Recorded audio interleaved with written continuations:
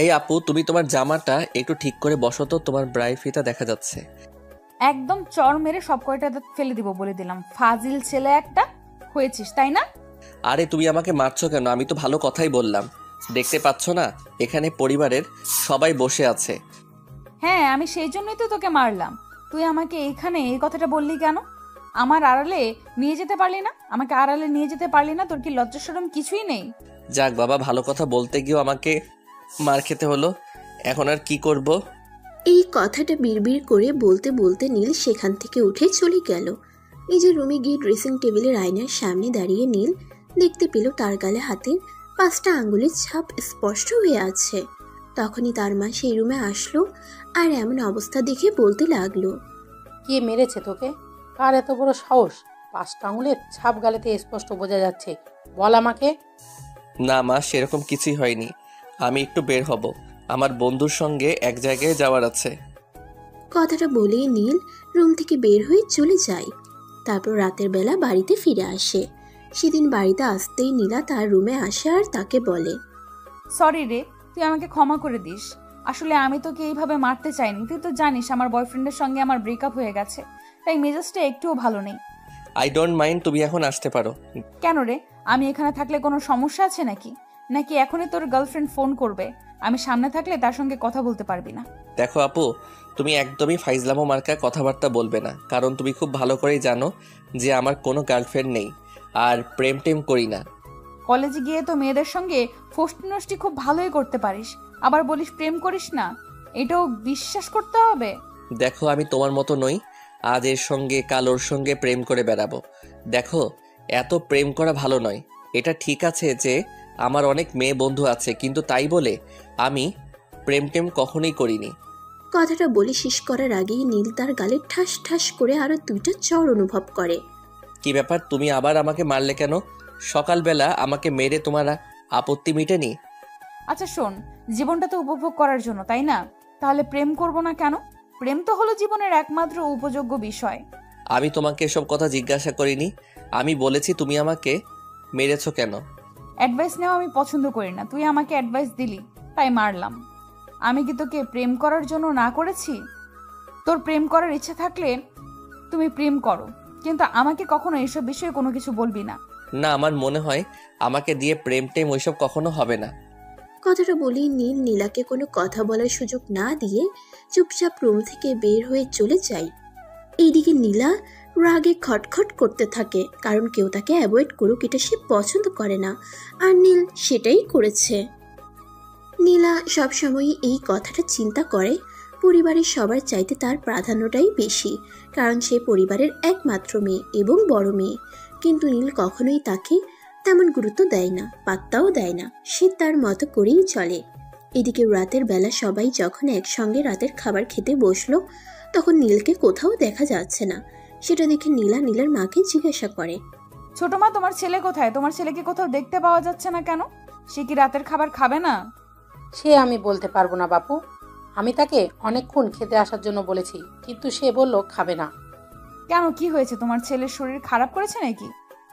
তা জানি না, কিন্তু দেখলাম চুপচাপ বিছানায় শুয়ে আছে। তখন নীলা আর কোনো কথা না বলে চুপচাপ নিজের খাবারটা খেয়ে নেয়। আর খাওয়া শেষ হলে নীলের মাকে বলে নীলের জন্য খাবারটা প্লেটে সাজিয়ে দিতে। তখন নীলের মাও আর কোনো কিছু জিজ্ঞাসা না করেই নীলের জন্য খাবারটা প্লেটে সাজিয়ে দেয়। আর নীলা সে খাবারটা নিয়ে নীলের রুমে চলে যায়। দরজায় দাঁড়িয়ে থেকে অনেকক্ষণ ধরে নক করছে, কিন্তু নীল কোনোভাবেই দরজা খুলছে না। এই শেষবারের মতো বলছি, দরজা খুলবি নাকি লাথি মেরে দরজা ভেঙে দিব। তারপরও ভিতর থেকে কোনো সাড়া শব্দ পাওয়া গেল না। সেই জন্য নীলা চিৎকার করতে শুরু করে। আর তখনই বাড়ির সবাই এসে সেখানে উপস্থিত হয়। রুমের দরজা খোলার পর দেখা যায় নীল অজ্ঞান অবস্থায় বিছানায় পড়ে আছে। তখনই তাকে দ্রুত হসপিটালে এডমিট করা হয়। 2 দিন পর নীল সম্পূর্ণ সুস্থ হয় এবং তাকে বাড়িতে নিয়ে আসা হয়। সেদিন রাত্রিবেলা নীল তার রুমে শুয়েছিল। তখনই নীলা তার রুমে যায় আর বলে, কি ব্যাপার, কি হয়েছিল সেদিন তোর? কই, কিছুই হয়নি। আমি একদম সম্পূর্ণ ঠিক ছিলাম। তারপর কিভাবে কি হলো সেটা জানি না। তুই আমার দিকে একবার তাকাতো, আমার দিকে তাকিয়ে বল তোর কি হয়েছে। নীলার কথা শুনে নীল যেই না নীলার দিকে তাকাতে যাবে, অমনি তার চক্ষু চড়ক গাছ। কারণ নীলা আজ একটা পাতলা টি শার্ট পরেছে, যার ফলস্বরূপ তার শরীরে বিভিন্ন অংশে স্পষ্ট বোঝা যাচ্ছে। আর সেই সঙ্গে সেই টি শার্টের গলাটা ছিল একটু বড়, যার কারণে তার বুকের ঠিক মাঝ বরাবর থাকা বাদামি রঙের তিলটা দেখা যাচ্ছিল, যার কারণে নীলের চোখ দুটো ওখানেই আটকে গিয়েছিল। কিন্তু সেটা নীলার চোখ এড়ালো না, সে বিষয়টা স্পষ্ট বুঝতে পারলো আর নীলকে বলল। কি রে, তোর চোখ দুটো এখানে এসে আটকে গেল কেন? তখনই নীল তার মাথায় একটা থাপ্পড় মেরে চোখ দুটো সরিয়ে নিল আর বলতে লাগলো। সরি আপু, আসলেই তুমি অনেক সুন্দর, আর যার কারণে ছেলেরা তোমার সঙ্গে প্রেম করতে চায়। তুই প্রেম করতে পারিস না আমার সঙ্গে? আমাকে তোর পছন্দ নয়? আরে এসব তুমি কি বলছো? আমি তোমার সঙ্গে প্রেম করতে যাব কেন? তুমি তো আমার আপন চাচাতো বোন, আর বোনের সঙ্গে কখনো প্রেম করা যায় নাকি? কেন, এটা কোনো কথা হলো? এখন তো এসব প্রেম অহরহ হচ্ছে। তুই যদি আমার সঙ্গে প্রেম করিস তাহলে তো আর আমাকে কষ্ট করে পরিবারের সবার চোখ ফাঁকি দিয়ে বয়ফ্রেন্ডের সঙ্গে দেখা করতে যেতে হতো না। তোকে নিয়ে বের হলে তো কেউ কিছু বলার সাহসই পেত না। আপু, আমি বড় আম্মুর সঙ্গে আজকেই কথা বলবো, আর বলবো তোমাকে যত দ্রুত সম্ভব সাইকো স্পেশালিস্ট ডক্টর দেখাতে। কথাটা শেষ হতে না হতেই নীলা নীলের গলা চেপে ধরে। নীলের তখন নিঃশ্বাস নিতে কষ্ট হচ্ছিল, সে কাশছিল, কিন্তু নীলা তারপরও তার গলা ছাড়ছে না। তুই আমাকে সাইকো বললি তাই না? এক্ষুনি তোকে মেরে ফেলবো। তখনই নীলের মা নীলকে ওষুধ দেওয়ার জন্য ঘরে আসছিল, আর এটা দেখে নীলের মায়ের মাথা একদমই ঠিক ছিল না। টেনে নীলাকে সরিয়ে নিয়ে একটা থাপ্পড় মেরে বলেন। তোমার এত বড় সাহস কি করে হয় আমার ছেলের গায়ে হাত তোলার? মানছি তুমি পরিবারের বড় মেয়ে, তাই বলে তুমি এইভাবে আমার ছেলেকে মেরে ফেলার চেষ্টা করবে? আমার ছেলেকে সরিয়ে দিয়ে তুমি এই পরিবারের সমস্ত সম্পত্তি ভোগ করতে চাইছো, তাই না? নীলা নীলের গলা এতটাই শক্ত করে চেপে ধরেছিল যে নীলের তখন কথা বলতেও কষ্ট হচ্ছিল, কিন্তু তারপরও সে নিজেকে কোনোরকম সামলে নিয়ে তার মাকে বলে। মা, বিষয়টা ওরকম কিছুই নাই, তুমি একটু ঠান্ডা হও। তুমি প্লিজ এত উত্তেজিত হয়েও না। তোর মাকে সামলাও, তা না হলে কিন্তু খারাপ কিছু হয়ে যাবে। তুই যেটা বলেছিস সেটা আমি হজম করতে পারছি না। আর এখন আবার তোর মা আমার গায়ে হাত তুললো। আজ আসুক তোর মা বাড়িতে, আমি যদি সব কিছু না বলেছি। হ্যাঁ যাও, যা কিছু করতে পারো। আজ আমিও এর একটা হেস্তনেস্ত চাই। আমি আমার ছেলেকে নিয়ে এই বাড়িতে আর থাকবো না, বলে দিলাম। তোমার যেখানে খুশি তুমি সেইখানে চলে যেতে পারো, কিন্তু নীল আমাদের পরিবারের ছেলে, সে কোথাও যাবে না। আর ছোট আব্বু বাড়িতে আসার পরে তুমি সেটা বুঝতে পারবে। কথাটা বলতে বলতে নীলা সেখান থেকে চলে গেল। এদিকে নীলের মা তাকে বলতে লাগে। আজ আমি তোর বাবা বাড়িতে আসলে সব কিছুই বলবো। এই বাড়িতে আর আমি তোকে নিয়ে থাকবো না। মেয়েটার কত বড় সাহস, সে তোকে মেরে ফেলার চেষ্টা করেছে। যদি আমি সময় মতো এখানে না আসতাম তাহলে তো তোকে মেরেই ফেলতো। তখন নীল তার মাকে বোঝানোর চেষ্টা করে আসলে উনি যেটা দেখেছেন সেটা ভুল। নীলা আসলে সেরকম কোনো উদ্দেশ্য নিয়ে এখানে আসেনি। আসলে নীলা মেয়েটা একটু রাগী, কিন্তু অতটাও খারাপ নয়। কিন্তু সে তার মাকে এই বিষয়টা কোনোভাবেই বোঝাতে পারছে না, তাই তার মা তাকে আবারও বলতে থাকে। দেখ, আমি বয়সে বড় এবং আমি তোর মা, সেই কথা সবসময় মাথায় রাখবি। আমার সন্তানের কোথায় ভালো হয় সেটা আমি খুব ভালো করেই জানি। তখন নীল আর কোনো কথা না বলে চুপ হয়ে গেল, কারণ সে ভালোভাবেই বুঝতে পেরেছে এখন তার মাকে যাই কিছু বলা হোক না কেন, কিন্তু তিনি সেটা বুঝবেন না। এদিকে রাতের বেলা যখন নীলের বাবা বাড়িতে আসলো, তখনই তো নীলের মা নীলের বাবাকে সবকিছু বলে। আর সবকিছু শুনে নীলের বাবা বলে। দেখো, নীলাকে আমি খুব ভালো করে চিনি, আমার মনে হয় না নীলা এমন কাজ করতে পারে। তোমার দেখাই ভুল আছে। তার মানে তুমি আমার কোনো কথাই শুনবে না তার মানে? আচ্ছা ঠিক আছে, তবে তোমাকে আমি একটা কথা বলে দিচ্ছি, আমার ছেলে যদি কোনো কিছু হয় তাহলে কিন্তু আমি তোমাকে ছাড়বো না। আচ্ছা ঠিক আছে, সেটা না হয় সময় হলে দেখা যাবে। এখন আমার মাথাটা খেয়েও না, আমাকে একা থাকতে দাও। সারাদিন অফিস করে এসেছি, বুঝতে পেরেছো? নীলার মা তাকে নীলার বাবাকে কিছু বলতে না পেরে সোজা রুম থেকে বের হয়ে বাইরে চলে যান। এরপর কাটতে লাগলো বেশ কয়েকদিন। সেদিন নীল কলেজে যাবে বলে রেডি হচ্ছে, তখনই নীলা সেখানে আসে। এই নীল, আমাদের ড্রাইভারের শরীর খারাপ, সে আমায় আজ দিয়ে আসতে পারবে না। তুই একটু তোর সঙ্গে আমায় নিয়ে যাস তো। সে না পারলে তুমি অন্য কোনো গাড়ি নিয়ে চলে যাওয়ার বন্দোবস্ত করো, কিন্তু আমি তোমাকে দিয়ে আসতে পারবো না। কেন রে ভাই, কি সমস্যা, কি হয়েছে? তুই আমাকে দিয়ে আসতে পারবি না কেন? আমি তোমাকে কেন দিয়ে আসতে পারবো না সেটা আমার চাইতে তুমি খুব ভালো করে জানো। আমি তোমার ভালো করতে চাইলেও তোমার খারাপ হবে, তাই বিপদ থেকে দূরে থাকাই ভালো। কি বললি তুই? আমি তোর কথা বুঝতে পারলাম না। বিপদ থেকে দূরে থাকা ভালো মানে তুই কি আমাকে বিপদ বলছিস নাকি? তখন নীল কোনো রকমে কথাটা ঘুরিয়ে নিল। সে বলল, না, আমি তোমাকে বিপদ বলতে যাব কেন? যাই হোক, এখন আমার সময় নেই তোমার সঙ্গে কথা বলার, আমি আসছি। নীলা কিছু বলতে চাইছিল, কিন্তু সে আর সেই সুযোগটা পেল না। তার আগে নীল সেখান থেকে বের হয়ে চলে গেল। এদিকে নীলা ড্রয়িং রুমে এসে চেঁচামেচি করতে শুরু করে। এটা দেখে নীলের মা সেখানে উপস্থিত হয়। এই মেয়ে, এটা বাড়ি নাকি অন্য কিছু? তুমি এখানে ষাঁড়ের মতো চেঁচামেচি করতেছো কেন? আমার যা ইচ্ছা আমি তাই করব, কিন্তু সেই বিষয়ে তোর কাছে কোনো কৈফিয়ত দেব না। তাই তুমি আমার কাছে কৈফিয়ত চাইতে এসো না। তোমার এত বড় সাহস, তুমি আমার সঙ্গে এইভাবে কথা বলছো? ঠিক আছে, আজ আসুক নীলের বাবা বাড়িতে, তারপরে দেখবো তোমায়। হ্যাঁ যাও না, তোমার যা ইচ্ছে তুমি তাই করো। বলতে বলতে নীলা সেখান থেকে বের হয়ে চলে যায় আর বাসার সামনে দাঁড়িয়ে অপেক্ষা করে থাকে রিক্সার জন্য। বেশ কিছুক্ষণ দাঁড়িয়ে থাকার পর সে একটা রিক্সা পায়। তারপরে সে রিক্সা করে ভার্সিটিতে চলে যায়। সেদিন বিকালবেলা যখন নীল বাসায় আসে, তখনই নীলা তার রুমে যায়। খুব ফুটানি হয়েছে না তোর? কি বলতে এসেছো সরাসরি বলো। তোমার এত ঘুরিয়ে পেঁচিয়ে কথা শোনার আমার সময় নেই। কেন, বাইরে গার্লফ্রেন্ড অপেক্ষা করছে নাকি যে গার্লফ্রেন্ডের সঙ্গে দেখা করতে যাবি? হ্যাঁ, চিন্তা করছি সেটাই করব, কারণ গতকাল আমাদের কলেজে একটা নতুন মেয়ে অ্যাডমিশন নিয়েছে। মেয়েটাকে দেখতে হেব্বি সুন্দরী, আমার সাথে মানাবে ভালো। নীলা কি জানি মনে করে কোনো উত্তর না দিয়ে সেখান থেকে চলে গেল। নীল সেই বিষয়টাকে গুরুত্ব দেওয়ার প্রয়োজন মনে করলো না। আসলে সে যা বলেছে সত্যি। তাদের কলেজে আজ নতুন একটা মেয়ে অ্যাডমিশন নিয়েছে, আর এই মেয়েটাকে নীলের খুবই পছন্দ হয়েছে। তাই নীল মনে মনে সিদ্ধান্ত নিয়েছে আগামীকাল কলেজে গিয়ে সে এই মেয়েটাকে প্রপোজ করবে। আর তার বাবা মায়ের তার যথেষ্ট ভরসা রয়েছে। তার সিদ্ধান্তের উপর তার বাবা মা কখনোই অমত করবে না। আর তাই পরের দিন সকালবেলায় কলেজে গিয়ে নীল সেই মেয়েটাকে প্রপোজ করে। নিশি ভালোবাসার মানুষকে কিভাবে প্রপোজ করতে হয় সেটা আমি জানি না। ইনফ্যাক্ট কাউকে কখনো ভালোবাসিনি, তাই এত গুছিয়ে কথা বলা আমার পক্ষে সম্ভব নয়। আমি তোমাকে সরাসরি বলছি, তোমাকে প্রথম দেখায় আমি ভালোবেসে ফেলেছি। I love you. দেখো নীল, তোমাকে আমি চিনিও না জানিও না।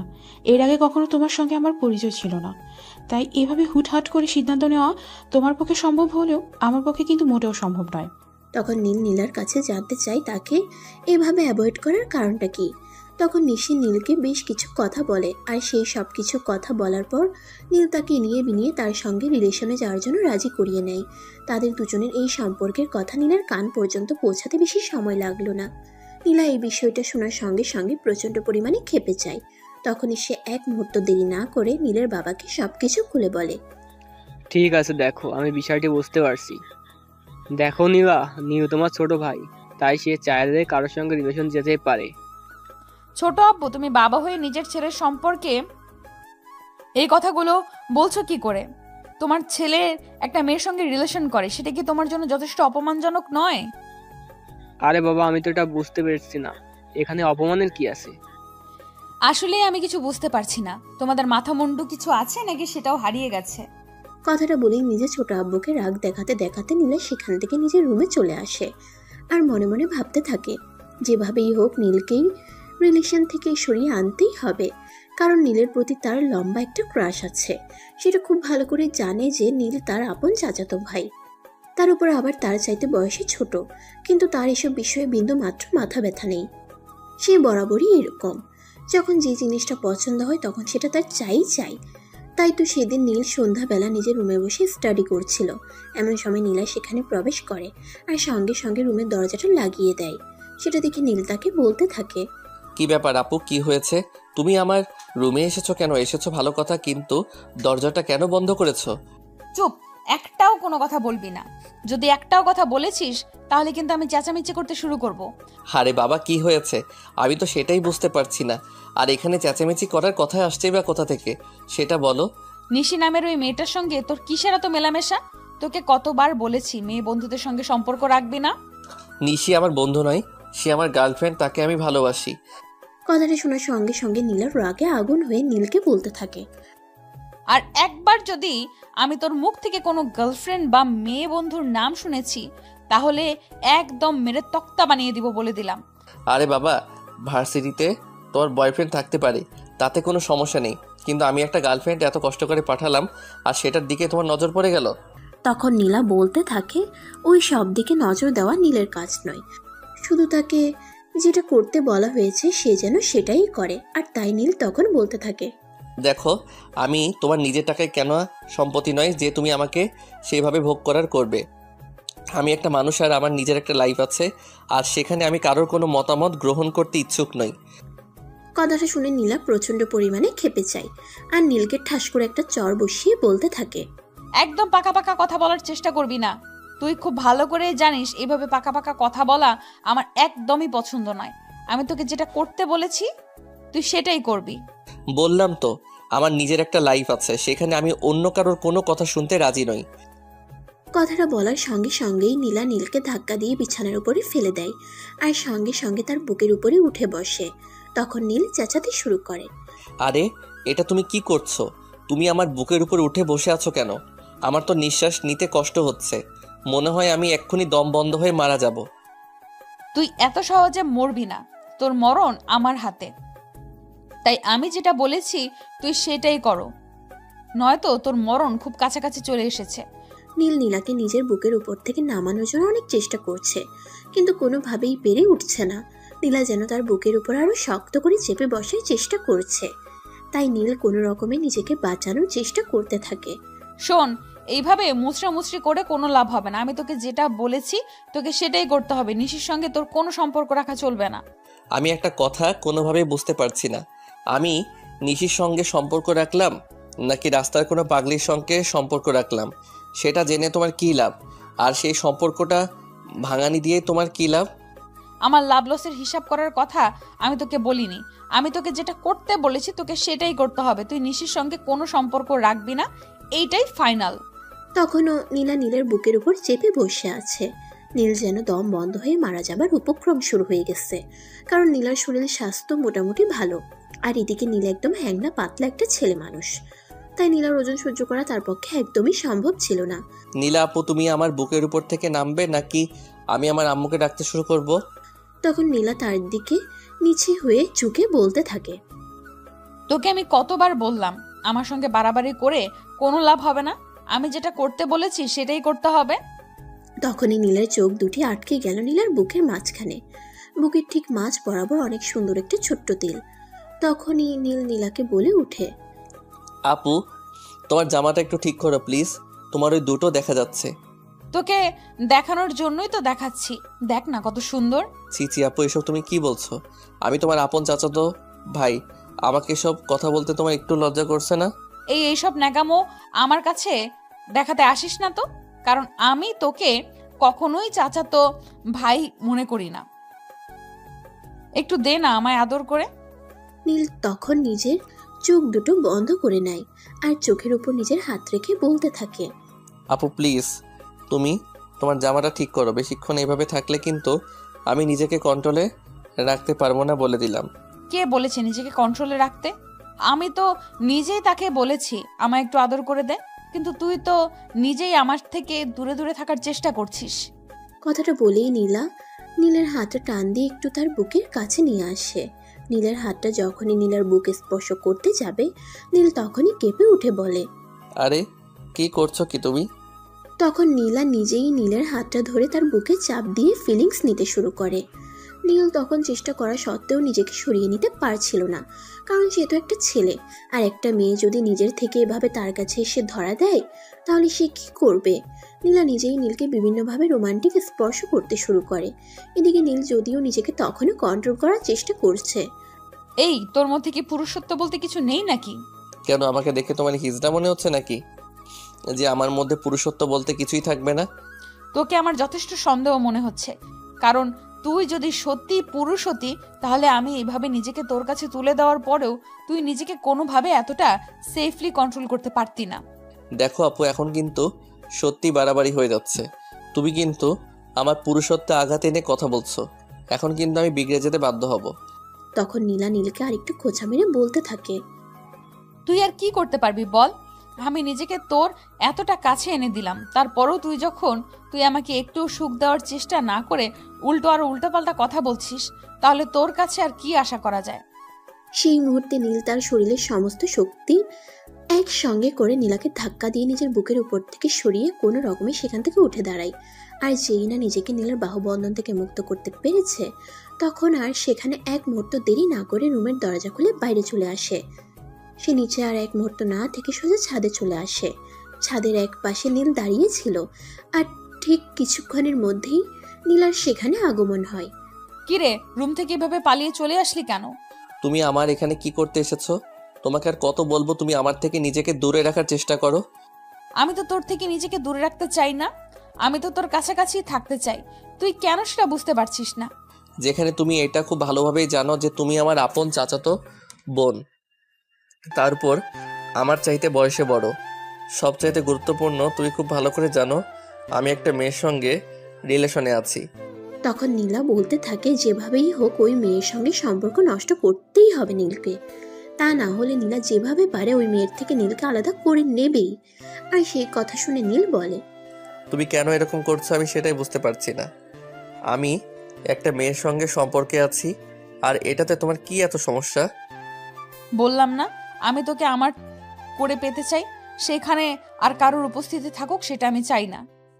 বললাম না আমি তোকে আমার করে পেতে চাই, সেখানে অন্য কারোর উপস্থিতি থাকুক সেটা আমি কখনোই চাই না। আমার মনে হয় তোমার মাথাটা এবার সত্যি সত্যিই গেছে। তুমি কি বলছো সেটা হয়তো তুমি নিজেই জানো না। আমি তোমার আপন চাচাতো ভাই হই, সেটা তুমি একদমই ভুলে গেছো। কথাটা বলতে দেরি হলো, কিন্তু নীলের গালে ঠাস করে দুটা বসিয়ে দিতে দেরি হলো না। নীল তো বেচারি একদম কেঁদে দেওয়ার মতো অবস্থা। সে কি করবে কিছুই ভেবে পাচ্ছে না। কথা বলতে গেলেই মার খাচ্ছে, এটা কি জাস্ট পসিবল? তখন নীল নীলাকে কাঁদো কাঁদো কণ্ঠে বলতে লাগে, তুমি কথায় কথায় এভাবে আমাকে মারছো কেন? আমি তো সেটাই বুঝতে পারছি না। আমি কি এমন অপরাধ করলাম যার কারণে তুমি কথাটা বলার আগেই আমায় মারছো? তুই আমার সহজ কথাটা বুঝতে পারছিস না। তোকে তো বলেছি ওই নিশি নামের মেয়েটার সঙ্গে তোর সম্পর্ক রাখা চলবে না। She is my love and on of the part of my life. তাই তোমাকে বুঝতে হবে বিষয়টা। ওই মেয়ের মধ্যে কি এমন আছে যেটা আমার মধ্যে নেই? তখন নীল বলতে থাকে, চাচাতো বোন আর প্রেমিকা, এই দুটো শব্দের মধ্যে আকাশ পাতাল তফাৎ রয়েছে। বোন শুধু বোনই হয়ে থাকে, আর প্রেমিকা হয় ভালোবাসার মানুষ এবং ভবিষ্যৎ স্ত্রী। কিন্তু নীলা তো সে এক কথার মানুষ, সে তো অন্য কারো কথা শুনবেই না। সে তার মতোই বলে, তুই যদি এই মেয়েটার সঙ্গে নিজের থেকে সম্পর্ক নষ্ট না করিস, তাহলে এর জন্য কি করতে হবে সেটা আমি খুব ভালো করেই জানা আছে। তাই তোকে বেশিক্ষণ ওয়েট করতে হবে না, আমি অল্প সময়ের মধ্যে এই বিষয়টা সমাধান করে দিব। কথাটা বলে নীলা আর সেখানে এক মুহূর্তও দাঁড়ালো না। এরপর কেটে গেল 3 দিন। ইতিমধ্যে নীলা নিশির পরিবার এবং যা কিছু তথ্য জানার প্রয়োজন ছিল সবকিছুই জেনে গেছে। আজ সে নীলকে বাসা থেকে বেরোনোর সময় বলে, আজকের পর আর নিশি বলতে কোনো শব্দ থাকবে না তোর জীবনে, এটা তুই কনফার্ম হয়ে নে। She is real love for my life. তুমি যাই কিছু করো না কেন তাকে আমার জীবন থেকে সরাতে পারবে না, কারণ সে আমায় অনেক বিশ্বাস করে আর ভালোবাসে। হ্যাঁ, আমিও তো সেটাই বলতে চাইছি। আমিও দেখে নিতে চাই তোদের ভালোবাসার কত জোর আছে, যেখানে আমার ভালোবাসার কোনো মূল্য নেই। অতঃপর নীলা বাসা থেকে বের হয়ে সোজা নিশির ঠিকানায় চলে যায়। নিশি তখন কলেজে যাওয়ার জন্য তৈরি হচ্ছিল। এমন সময় কলিং বেলের আওয়াজ শুনে নিশি এসে দরজাটা খুলে দেয়, আর দরজা খুলে দেখে নীলা দাঁড়িয়ে আছে। কিন্তু সে নীলাকে চিনত না, তাই বলে, কে আপনি? কাকে চান? আমি যদি খুব একটা ভুল না করে থাকি তাহলে আপনি নিশি, তাই না? হ্যাঁ, আপনি ঠিক ধরতে পেরেছেন, কিন্তু আমি তো আপনাকে চিনলাম না। ইনফ্যাক্ট আজকের আগে আপনাকে কখনো দেখেছি বলেও মনে হয় না। Please tell me yourself. আমি নীলা, অ্যান্ড নীলের একমাত্র ভালোবাসা। হ্যাঁ, তো আপনি আমার কাছে বলতে এসেছেন কেন? তোর কথা শুনে সত্যিই আমি অবাক না হয়ে পারছি না। যেখানে আমি বললাম আমি তোমার বয়ফ্রেন্ড নীলের একমাত্র ভালোবাসা, তারপরেও তুমি এই কথা বলছো। কথাটা শুনেই নিশির পায়ের নিচ থেকে যেন মাটি সরে যাওয়ার মতো অবস্থা।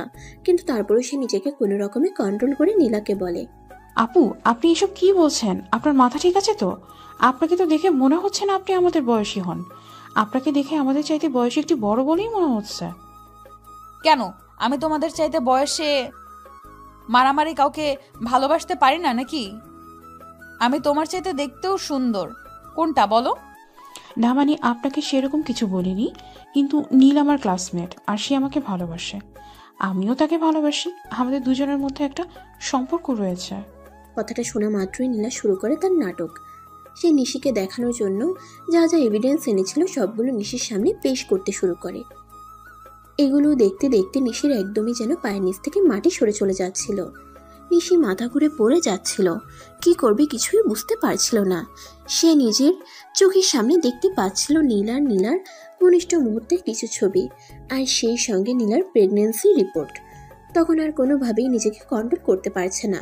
একটা মানুষ কিভাবে এরকম হতে পারে, এটা সে ভাবতেই পারছিল না। আপু আপনি এইসব আমাকে কি দেখালেন? আমি তো নিজের চোখকেই বিশ্বাস করতে পারছি না। এবার তুমি বুঝতে পারলে তো তুমি কেমন একটা কিটের সঙ্গে ভালোবাসার সম্পর্ক করতে চাচ্ছিলে।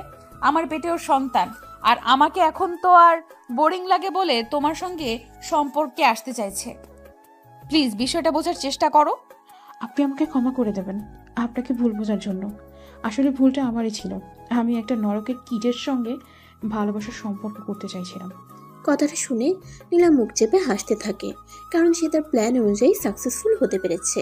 সে নিজের হাসি চেপে রেখে নিশিকে বলতে থাকে, দেখো, আমার যেটুকু কর্তব্য ছিল সেটুকু আমি করে গেলাম। এখন তুমি কি করবে না করবে সেটা একান্তই তোমার ব্যক্তিগত ব্যাপার। আমি আর তোমাকে এই বিষয়ে কিছুই বলবো না। তুমি আমার বোনের চাইতেও বেশি উপকার করলে, তোমার এই উপকার আমি কোনো দিনও ভুলব না। নীলা তখন মুখ লুকিয়ে সাফল্যের একটা চরম হাসি দিয়ে সেখান থেকে বিদায় হয়, আর বলতে থাকে, এবার আর আমার ভালোবাসায় কোনো বাধা থাকবে না। সেদিন নীল কলেজে গেল, কিন্তু নিশি আসেনি। নীল সারা কলেজ ক্যাম্পাসে নিশিকে খুঁজলো, কিন্তু নিশিকে কোথাও খুঁজে পেল না। নিশির ফোন নাম্বারে অনেক কল করলো, কিন্তু নিশি তার ফোনটাও পর্যন্ত রিসিভ করলো না। নীল পড়ে গেল মহাচিন্তায়, কি হয়েছে কিছুই বুঝতে পারছে না সে। দেখতে দেখতে কলেজ টাইম শেষ হয়ে গেল, আর নীল বাসায় চলে আসে। বাসায় এসে রুমে বসে বসে কান্না করছে। তখনই তার মা সেখানে এসে উপস্থিত হয়। কি ব্যাপার নীল, কি হয়েছে তোমার? তুমি এখানে এভাবে বসে বসে কান্না করছো কেন? তখন নীল তার মাকে সমস্ত বিষয়টা খুলে বলে। তার মা তখন কিছু ভাবতে পারছিল না, কারণ তিনি নিজেও জানতেন নিশি তার ছেলেকে প্রচণ্ড পরিমাণে ভালোবাসে। কিন্তু হঠাৎ কি হয়ে গেল যে কারণে নিশি ফোনটাই পর্যন্ত রিসিভ করছে না। তখন তার মা তাকে বলে, এই পাগল ছেলে, এর জন্য কান্না করতে হবে নাকি? হয়তো কোনো সমস্যা হয়েছে, একটু পর দেখবে সে নিজেই তোমাকে ফোন করে নেবে। মা, তুমি বুঝতে পারছো না বিষয়টা। আমি সেই সকাল থেকে নিশির নাম্বারে ফোন দিয়ে যাচ্ছি, কিন্তু সে কোনোভাবেই ফোনটা রিসিভ করছে না। আচ্ছা ঠিক আছে, আমি বিষয়টা বুঝতে পেরেছি, কিন্তু তুমি নিজেকে একটু শান্ত করো, একটু শান্ত হয়ে বসে দেখো, কিছুক্ষণ পর হয়তো সব ঠিক হয়ে যেতে পারে। কথাটা বলেই নীলকে সান্ত্বনা দিয়ে তার মা সেখান থেকে চলে যায়। আর নীল বসে বসে শুধু ভাবতে থাকে, কখন নিশি তাকে ফোন করবে, আর কেনই বা নিশি এমন করছে। কিন্তু সে কোনো কুল কিনারা খুঁজে পায় না, তাই সে আবারও নিশিকে ফোন করতে থাকে। 5টা কল হবার পর নিশি কল রিসিভ করে। কি সমস্যা আপনার? আপনি আমাকে কেন ফোন দিচ্ছেন? দেখতে পাচ্ছেন না আমি আপনার ফোন রিসিভ করছি না? নিশি, কি হয়েছে তোমার? তুমি আমার সঙ্গে এভাবে কথা বলছো কেন? আর তুমি কলেজে আসোনি কেন? তোমাকে আমি কতবার কল দিয়েছি? কথাগুলো এক নিঃশ্বাসে বলে শেষ করলো নীল। আর কথাগুলো শেষ হওয়া মাত্রই নিশি বলতে শুরু করে, আজকের পর থেকে আমাকে আর কখনোই আপনার কল বা মেসেজ করতে হবে না, আমার জন্য আপনাকে অপেক্ষা করতে হবে না। আর আমি ফাইনাল সিদ্ধান্ত নিয়ে ফেলেছি, আমি এই কলেজে পড়াশোনাও করব না, প্রয়োজনে এক ব্যাচ গ্যাপ দেব, কিন্তু অন্য কলেজে ভর্তি হব। নিশির বলা কথাগুলো যেন নীলের মাথার উপর দিয়ে যাচ্ছিল। নিশি কি বলছে সে কিছুই বুঝতে পারছিল না, তাই সে একদম কাঁদো কাঁদো কণ্ঠে বলতে থাকে, প্লিজ, তুমি এভাবে আমার সঙ্গে কথা বলো না। আমার খুব কষ্ট হচ্ছে, আমি আর নিতে পারছি না। অন্যকে তো কষ্ট খুব ভালোই দিতে পারেন, তাহলে নিজে কষ্ট করতে পারেন না কেন? আচ্ছা, তুমি আমাকে দয়া করে বলবে কি হয়েছে তোমার? তুমি কেন আমার সঙ্গে এরকম ব্যবহার করছো? আর কেনই বা আজ কলেজে আসোনি? আমি আপনাকে অত সব কৈফিয়ত দিতে বাধ্য নই, আপনি আর কখনোই আমাকে কল মেসেজ করবেন না। আচ্ছা ঠিক আছে, করবো না, কিন্তু কি হয়েছে সেটা তো আমায় বলো। আমার কি অপরাধ যার কারণে তুমি এভাবে আমাকে কষ্ট দিচ্ছ? তখন নীলার বলে যাওয়া সবকিছু নিশি তাকে বলে, আর সবশেষে বলে, যে ছেলের চরিত্রের এরকম হতে পারে তার সঙ্গে আমি আর যাই হোক ভালোবাসার মতো পবিত্র সম্পর্কে জড়ানো যায় না। ভালোবাসা পেতে হলে যোগ্যতা লাগে, যা যোগ্যতা লাগে যা আপনার মধ্যে নেই। কথাটা বলে সঙ্গে সঙ্গে নিশি ফোনটা কেটে দেয় এবং নীলের নাম্বারটা ব্লক করে দেয়। সেই সব কথা শুনে নীলার মাথায় যেন আকাশ ভেঙে পড়েছে। নীলা কেন এমন করছে সে কিছুতেই বুঝতে পারছে না। তাই সে তার মাকে নিজের রুমে ডাকে এবং সব কিছু খুলে বলে। সব কিছু শুনে তার মা তাকে বলে, ঠিক আছে, আমি বুঝতে পেরেছি বিষয়টা। তুমি নিজেকে একটু শান্ত করো, আমি দেখছি কি করা যায়। সেদিন রাতের বেলা নীলের বাবা বাড়িতে আসলে তার মা তার বাবাকে সবকিছু বলে। আর সবকিছু শোনার পর তার বাবা নীলকে নিজের রুমে ডাকেন এবং বলেন, এসব কি শুনছি? তুমি যা শুনেছ সবকিছু একদম সত্যি। নিশিকে আমি সত্যি ভালোবাসতাম আর তার সঙ্গে আমার ভালো একটা সম্পর্ক ছিল, কিন্তু নীলা আপু কেন এমন করছে আমি তো সেটাই বুঝতে পারছি না। আমার ভালোবাসায় তার ক্ষতি কি? তখন নীলের বাবা নীলকে বলে, তুমি নিজেকে একটু শান্ত করো। এই বিষয়টা আর ব্যক্তিগত নেই, পারিবারিক হয়ে গেছে। তাই পরিবারের সবার সঙ্গে আলোচনা করে সিদ্ধান্ত নিতে হবে। অতঃপর নীল নিজের রুমে চলে যায় আর তার বাবা পরিবারের সবার সাথে বিষয়টা শেয়ার করে। আর সবাই বিষয়টা শোনার পর নীলাকে ডেকে নেয় সবার সামনে। কি ব্যাপার, কারোর কোনো সমস্যা হয়েছে নাকি? সবাই এখানে কেন? প্রশ্নটা তো আমাদের করার কথা, কারণ তোমার জন্য সবাইকে এভাবে একত্রিত হতে হবে, এটা তো আমাদের কল্পনাও তো ছিল না। কি বলবে তাড়াতাড়ি বলে ফেলো তো, আমার হাতে এতই সময় নেই। নীলা, তোমার কি মনে হচ্ছে না তুমি একটু বেশি বেয়াদব হয়ে যাচ্ছ? গুরুজনদের সাথে এভাবে বেয়াদবি করে কথা বলতে হয় না। এই শিক্ষা কি আমরা তোমায় দেয়নি? ঠিক আছে, আই এম সরি ছোট আব্বু, কিন্তু কি হয়েছে? কেন তোমরা সবাই এইখানে আর আমাকে এবার কেন ডাকলে? তখন নীলের বাবা সবটা বলে। তোমরা যা শুনেছো একদমই সত্যি। আমি নীলকে ভালোবাসি আর ওকে আমি অনেকবার এই বিষয়টা বোঝানোর চেষ্টা করেছি, কিন্তু সে আমার কথার কোনো তোয়াক্কা না করে ওই মেয়েটার সঙ্গে সম্পর্কে যাবার সাহস দেখিয়েছে। আমি কি করে বসে বসে আঙুল চুষবো নাকি? কথাটা শুনে নীলের বাবা নীলের দিকে তাকায় আর তারপর নীলকে বলে, তুমি যেহেতু এই বিষয়টা জানতে, তাহলে এতদিন আমাদের সঙ্গে বিষয়টা শেয়ার করনি কেন? বাবা, আমি তো আপুকে সবটা বলেছি যে আমি অন্য একজনকে ভালোবাসি। তারপর পরিবারের সঙ্গে শেয়ার করার কি আছে এখানে?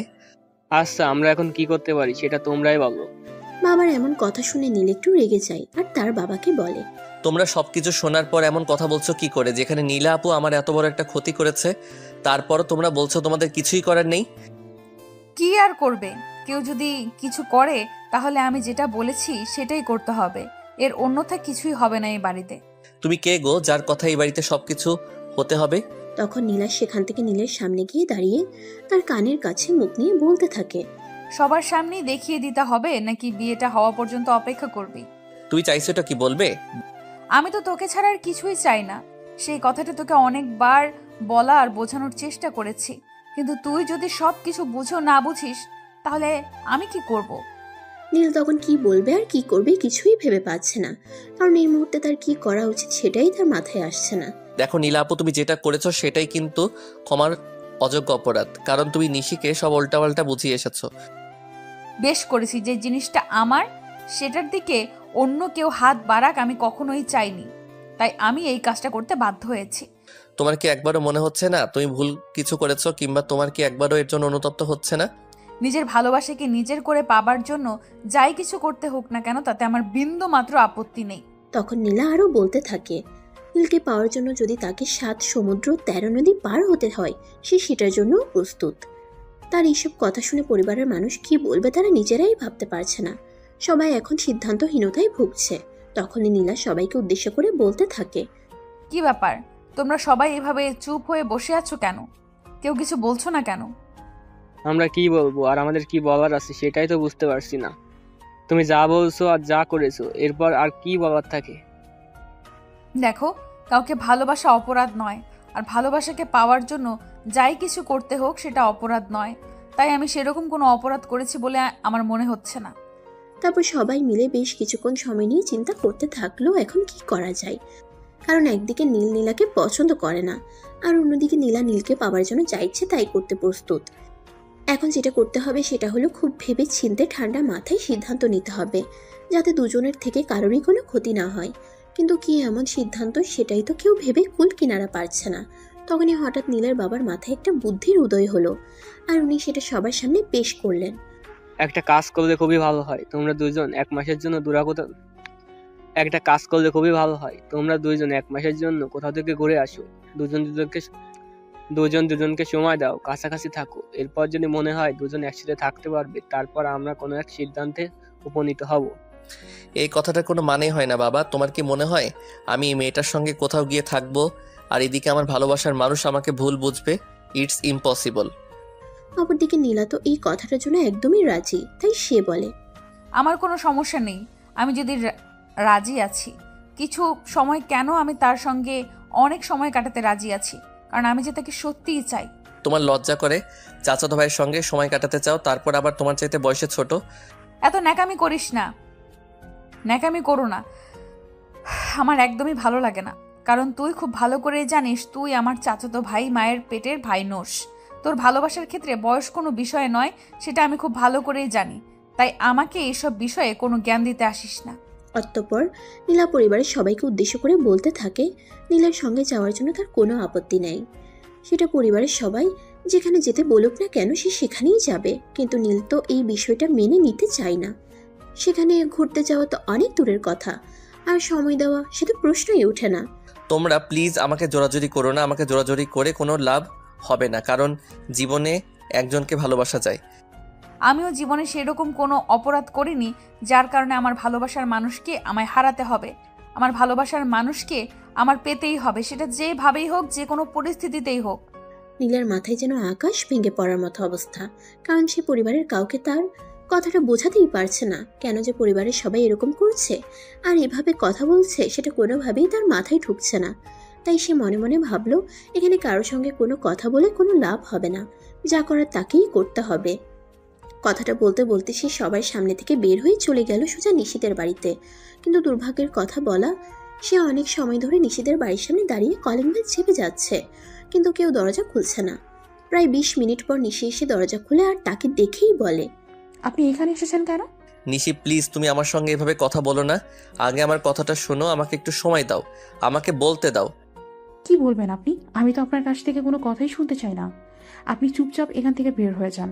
আমি চাই না এই মুহূর্তে আমার বাড়িতে কোনো কেওয়াজ তৈরি হোক। দেখো নিশি, এমনিতেই অনেক প্যারার মধ্যে আছি, তাই আমি চাই না তুমি আমার সঙ্গে এরকম ব্যবহার করো। আমাকে বলতে দাও, আমি কিছু বলতে চাই। দেখুন, একটা মেয়ে আর যাই হোক কখনো নিজের সতীত্ব নিয়ে খেলা করে না। তাই আপনি আমাকে কিছু বলতে চাইবেন না, আর বললেও আমি সেটা বিশ্বাস করব না। নিশিকে এখন কি করে সম্পূর্ণ বিষয়টা বুঝাবে সেটাই বুঝে উঠতে পারছে না, কারণ নিশি হয়তো মনে মনে ঠিক করে রেখেছে নীল তাকে যাই কিছু বলুক না কেন সে তার এসব মিষ্টি কথাই ভুলবে না। তাই তো নীল তাকে হাজারবার রিকোয়েস্ট করে বলার পরও সে নীলের কোনো কথাই শুনতে চাইছে না। উল্টো শেষমেশ নিশি বলেই বসলো, আপনি এখান থেকে চলে যান। আমি আপনার চেহারাটাও দেখতে চাই না। আর যদি আজকের পর কখনো আপনাকে এখানে দেখি, তাহলে সিকিউরিটি গার্ড দিয়ে বের করে দিতে বাধ্য হব কিন্তু আমি। নিজের ভালোবাসার মানুষের কাছ থেকে এমন কথা শুনতে হবে এটা কখনোই কাম্য নয়। তাই আমাদের গল্পের নায়ক নীল নিজেও সেটা ভাবেনি তার ভালোবাসার মানুষ তাকে এভাবে বলবে, কিন্তু কি আর করার, ভাগ্যে যা আছে তাকে কখনো মোছা যায়। তাই নিজের মনে একরাশ কষ্ট নিয়ে সেখান থেকে বের হয়ে চলে আসে। সেদিন সারাটা দিন সে বাইরে ছিল। রাত প্রায় 12টার মতো হবে বাজে সে বাসায় প্রবেশ করে।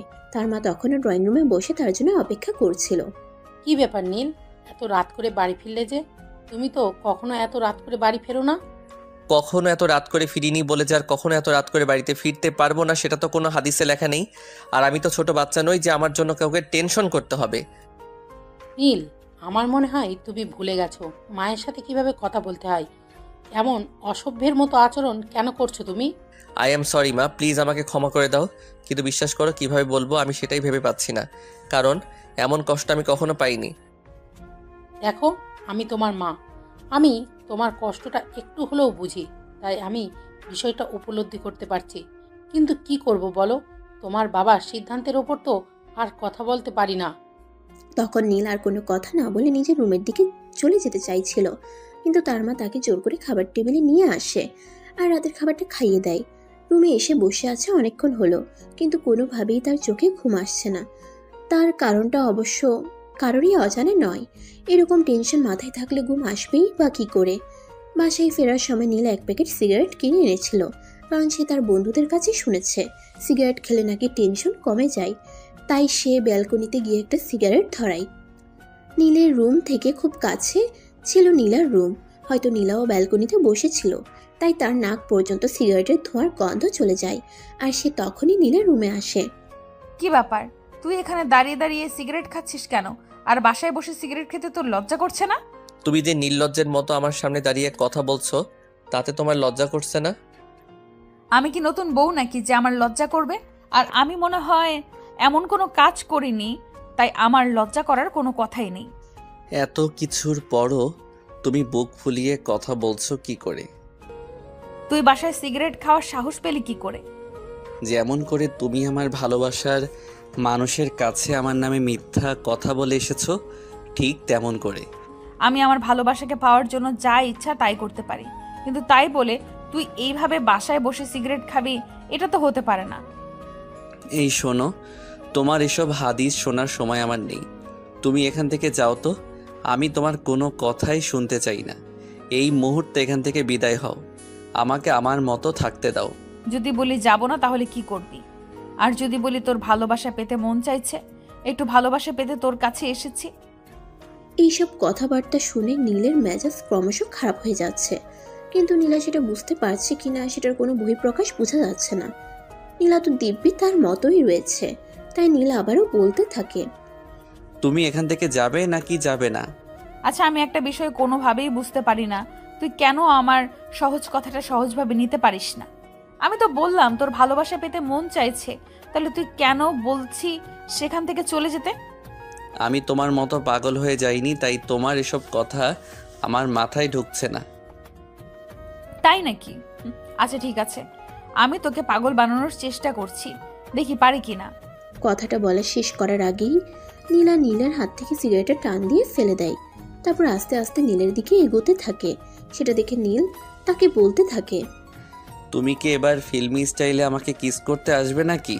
কিন্তু সেই কথার উত্তর দেবে বা দেওয়ার প্রয়োজন আছে সেটা মনে না করে নীলা তৎক্ষণাৎ নীলের তার ঠোঁট দুটো ডুবিয়ে দেয়। নীল সরে যাওয়ার জন্য চেষ্টা করছে, কিন্তু কোনোভাবেই পারছে না, কারণ নীলা তাকে চেপে ধরে আছে।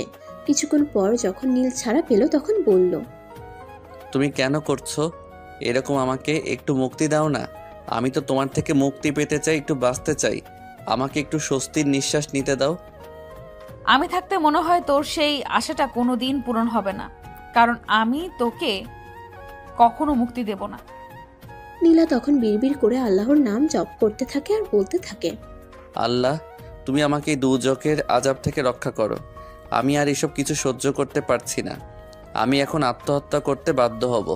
চেষ্টা করে দেখ না, আমি তোকে ঠিক বাঁচিয়ে নিব। কখনোই তোকে আমি আত্মহত্যার মতো জিনিসটি করতে দেব না। নীল তখন নিজের কপাল নিজেই চাপড়াতে থাকে, কারণ নীলা তাকে এতটাই নিপীড়ন করছে যে সে আর কোনোভাবেই কিচ্ছু সহ্য করতে পারছে না। তাই তো সে নীলাকে বলতে থাকে। নীল তখন নিজের কপালে নিজেই চাপড়াতে থাকে, কারণ নীলা তাকে এতটাই নিপীড়ন দিচ্ছে যে সে আর কোনোভাবেই কোনো কিছু সহ্য করতে পারছে না। তাই নীলাকে বলতে থাকে, আল্লাহর কাছে বলো যেন আল্লাহ নিজেই আমাকে উঠিয়ে নেয়। কথাটা শেষ করতে না করতে নীলা তার গালে ঠাস ঠাস করে বেশ কয়েকটা চড় বসিয়ে দিয়ে বলতে থাকে, তোর সাহস তো কম নয়, তুই আমার সামনে বসে বসে এভাবে কথা বলছিস কি করে? তুই কি ভুলে গেছিস আমি কি করতে পারি? ভুলে যাব কি করে? তুমি যা কিছু করেছো এরপর তো তোমাকে ভুলে যাওয়ার কথা থাকলেও আর ভুলে যেতে পারবো না। তাহলে এই কথাটা মাথায় খুব ভালো করে ঢুকিয়ে নে, আজকের পর আর কখনোই এমন কিছু আমার সামনে মুখে আনবি না।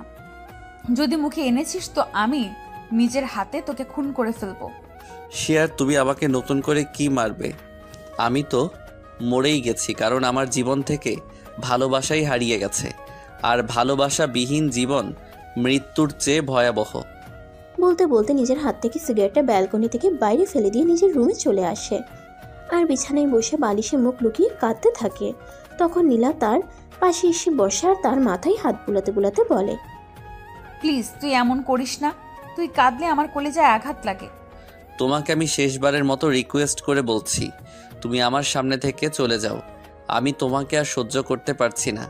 তখন নীলা নিজেও কি যেন মনে করে নীলের রুম থেকে বের হয়ে নিজের রুমে চলে যায় আর ঘুমিয়ে পড়ে। এরপর চলে গেল আরও একটা দিন। সেদিন নীল সারাদিন রুমের দরজা বন্ধ করেছিল। তারপর তার মা তাকে অনেকবার ডাকতে এসেছিল, কিন্তু সে তার মায়ের ডাকে সাড়া দেয়নি, এমনকি রুম থেকে একটা বারের জন্যও বের হয়নি। বাড়ির সবাই চিন্তা করছিল নীল আবার উল্টাপাল্টা কিছু করে বসেনি তো। সেদিন নীলা নিজেও রুম থেকে বের হয়নি, কিন্তু এই কথাটা তার কান পর্যন্ত পৌঁছাতে দেরি হলো রুম থেকে দৌড়ে বের হয়ে আসতে দেরি হলো না। সে নীলের রুমের দরজার সামনে দাঁড়িয়ে একটানা দরজায় নক করতেই থাকে। প্রায় 1 ঘন্টা পর নীল রুমের দরজা খুলে। তোমরা কি আমাকে একটু শান্তি মতো একা থাকতেও দেবে, নাকি শুরু করেছো তোমরা এসব? তোমরা কথাটা শেষ হওয়ার আগেই নীলা তাকে টান দিয়ে বুকের সঙ্গে জড়িয়ে নিয়ে বলতে থাকে।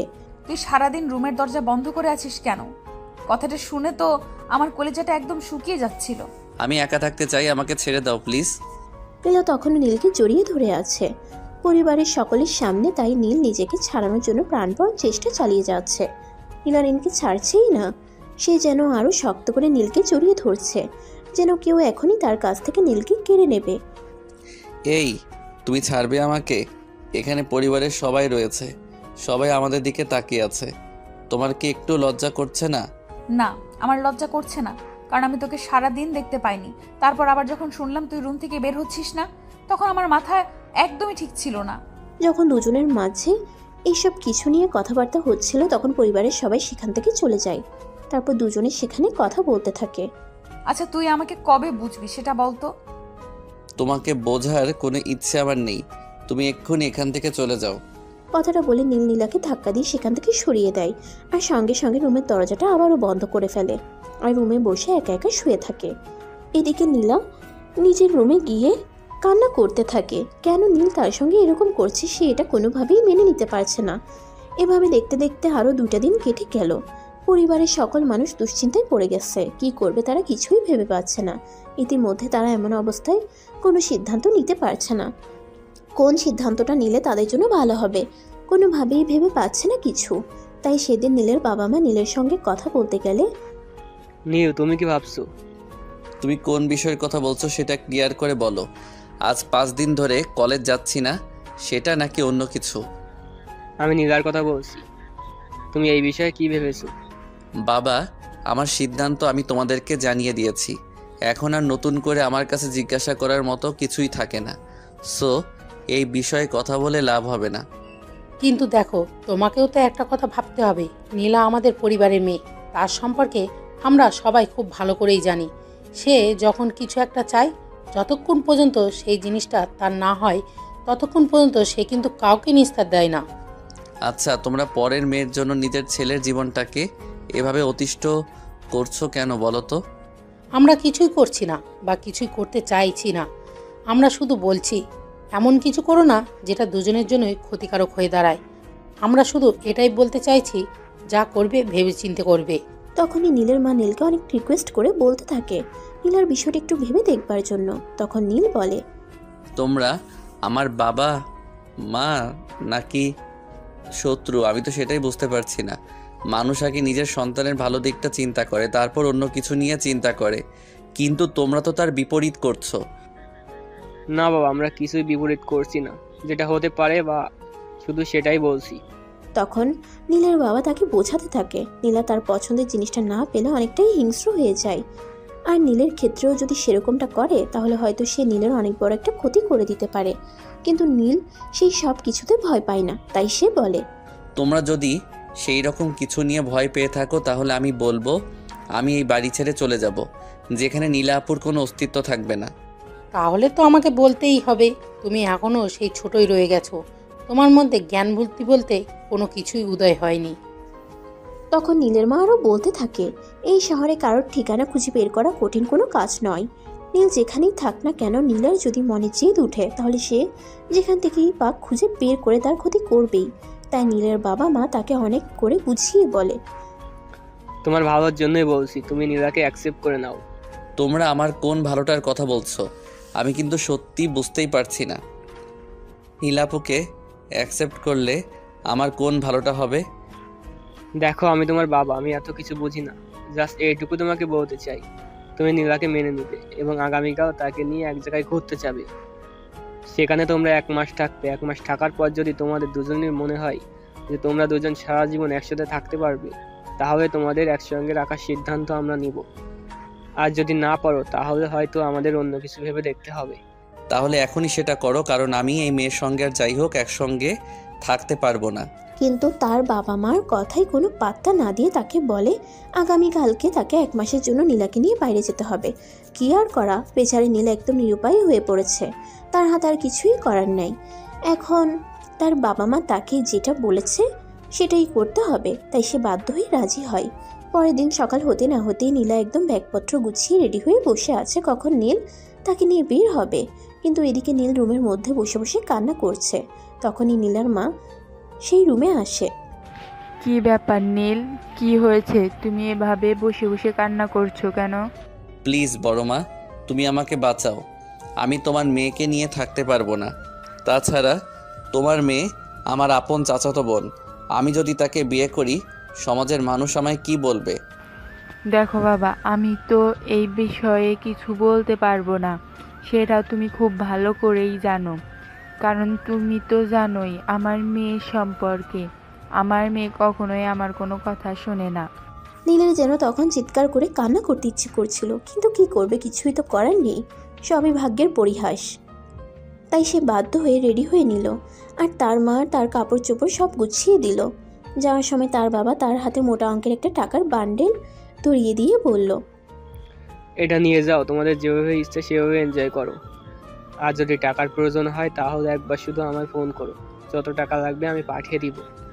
বাবা, আমি তোমাদেরকে এখনো রিকোয়েস্ট করে বলছি, প্লিজ তোমরা তোমাদের সিদ্ধান্ত থেকে পিছপা হও।